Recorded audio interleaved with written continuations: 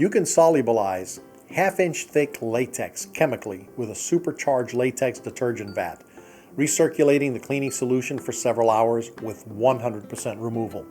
But the resin component of the latex is super abrasive, like sand.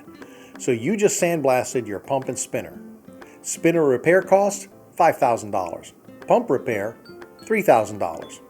Maybe it would do you good to consider that just because you can doesn't mean that you should. Instead, perhaps deploy a powerful pressure washer of the variety that we used to call water blasters many years ago. It will give you a much better result for setup latex.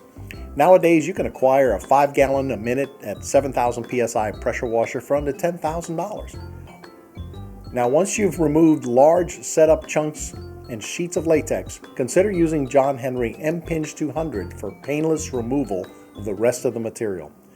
M-Pinch 200 is a vapor impingement product capable of penetrating latex all the way through to the stainless steel. For more information, visit us at tankwashsolutions.com. Thanks for watching.